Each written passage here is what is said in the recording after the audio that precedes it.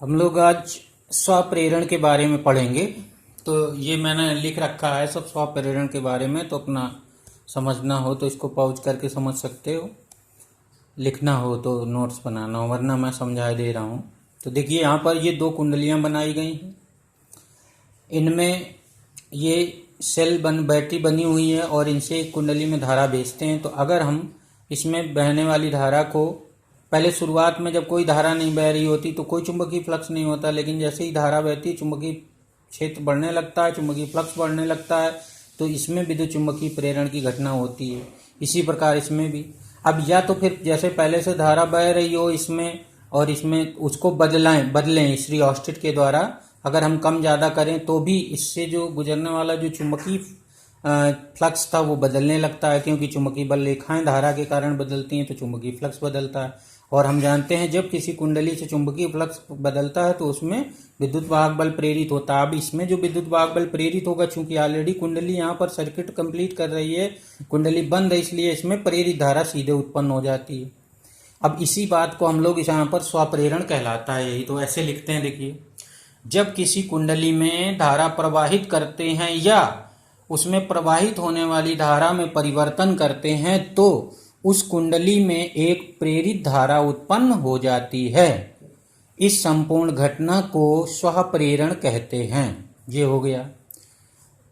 स्वप्रेरण के दौरान उत्पन्न प्रेरित धारा मुख्य धारा के बढ़ने और घटने का विरोध करती है। यदि मुख्य धारा को बढ़ाएं तो विपरीत दिशा में प्रेरित धारा विपरीत दिशा में उत्पन्न होती है, और अगर मुख्य धारा को घटाएं तो प्रेरित धारा उसी दिशा में उत्पन्न होती है। तो ये भी याद रखना है आपको। तो ये हो गया स्वप्रेरण के बारे में। अब हम लोग पढ़ते हैं स्वप्रेरण गुणांक। अब इसमें स्वप्रेरण की अगर व्याख्या करनी पड़े तो वही पुरानी व्याख्या रहेगी कि कुंडली में धारा प्रवाहित करते समय या धारा में परिवर्तन करने पर कुंडली से बद्ध चुंबकीय फ्लक्स में परिवर्तन होता है और इसी कारण विद्युत चुंबकीय प्रेरण की घटना होती है और इसमें एक विद्युत वाहक बल प्रेरित हो जाता है।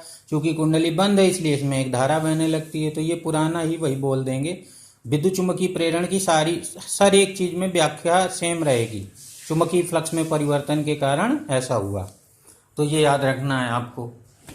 अब हम लोग पढ़ते हैं इसी में स्वप्रेरण गुणांक या स्वप्रेरकत्व। तो किसी कुंडली का स्वप्रेरण गुणांक या स्वप्रेरकत्व पढ़ते हैं। तो अब इसमें यदि कुंडली में आई धारा प्रवाहित करने पर प्रत्येक फेरे से बद्ध चुंबकीय फ्लक्स फाई हो व कुंडली में n फेरे हों तो संपूर्ण चुंबकीय फ्लक्स n फाई होगा, जिसको फ्लक्स ग्रंथिकाओं की संख्या भी कहा जाता है, फ्लक्स लिंकेज कहा जाता है। तो कुंडली का संपूर्ण जो फ्लक्स होगा वो n फाई होगा और स्वाभाविक है वह धारा आई के अनुक्रमानुपाती होगा, क्योंकि आई को बढ़ाएंगे तो प्रत्येक फेरे से बद्ध चुंबकीय फ्लक्स में बढ़ोतरी होगी, वृद्धि होगी और n फाई भी बढ़ेगा। तो n फाई प्रोपोर्शनल आई लिख लेते हैं कि n फाई का मान आई के अनुक्रमानुपाती होता है।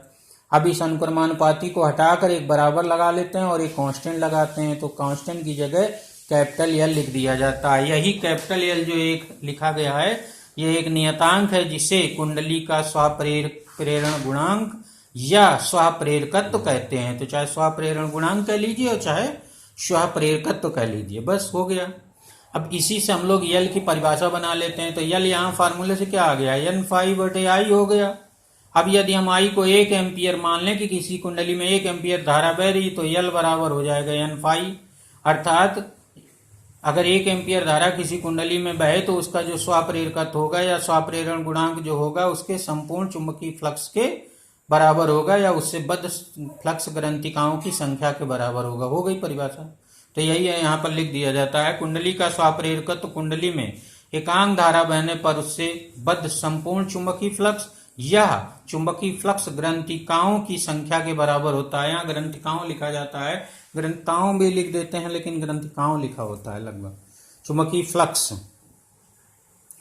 ग्रंथिकाओं की संख्या के बराबर होता है, यहाँ ग्रंथिकाओं कर देंगे।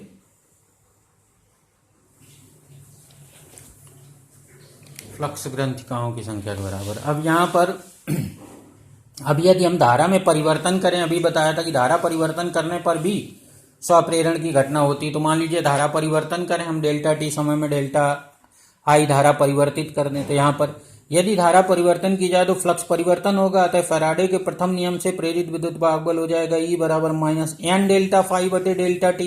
ये फैराडे का विद्युत चुंबकीय प्रेरण का प्रथम नियम लगा लेंगे तो उसमें कुंडली में प्रेरित विद्युत वाहक बल ये आ जाएगा। एन को अंदर कर देंगे तो एन फाई बटे डेल्टा टी, और एन फाई को हम लोगों ने अभी क्या देखा, एल आई देखा यहाँ पर, तो एन फाई की जगह एल आई लिख दीजिए, एल आई रख दिया। एल कांस्टेंट है, स्वाप्रेरण गुणांक, इसको बाहर कर लेंगे, कांस्टेंट में परिवर्तन नहीं होता, डेल्टा आई बटे डेल्टा टी यहाँ जाएगा, तो एल बराबर यहाँ से फार्मूला निकल आएगा माइनस ई अपॉन डेल्टा आई बटे डेल्टा टी निकल आएगा। अब यहाँ पर फिर से जो डेल्टा आई बटे डेल्टा टी होता है इसको 1 एम्पियर पर सेकंड मान लेते हैं, 1 एम्पियर पर सेकंड ये लिख लेते हैं। तो जब यहाँ पर 1 एम्पियर पर सेकंड रख देंगे तो एल बराबर आ जाएगा माइनस ई। तो यहाँ पर एक डेफिनेशन बन जाती है एल की, जैसे यहाँ पर एक बनी थी आई बराबर 1 से एल बराबर एन फाई आया था, यहाँ पर आई डेल्टा आई बटे डेल्टा टी से यानी धारा परिवर्तन की दर 1 एम्पियर पर सेकंड हो तो एल बराबर माइनस ई आ जाएगा, यानी प्रेरित विद्युत वाहक बल के बराबर होगा। तो यहाँ से डेफिनेशन दे देते हैं। तो कुंडली का स्व प्रेरकत्व, तो इसमें धारा परिवर्तन की दर, उसमें धारा परिवर्तन की दर एकांक होने पर प्रेरित विद्युत वाहक बल के संख्यात्मक मान के बराबर होता है। तो इसमें माइनस चिन्ह का ध्यान नहीं देते, इसको संख्यात्मक मान ई के बराबर होता है, तो बस ये लिख दिया जाता है। तो इस तरह से यल की दो परिभाषाएं हो गई, एक धारा स्थायी होने पर और एक धारा में परिवर्तन होने पर। तो इसको स्पष्ट रूप से समझ लेंगे दोनों कंडीशंस को, कि जब धारा स्थायी होती तब यल की क्या परिभाषा देते हैं और जब धारा में परिवर्तन हो रहा होता है तब किस तरह से यल की परिभाषा देते हैं।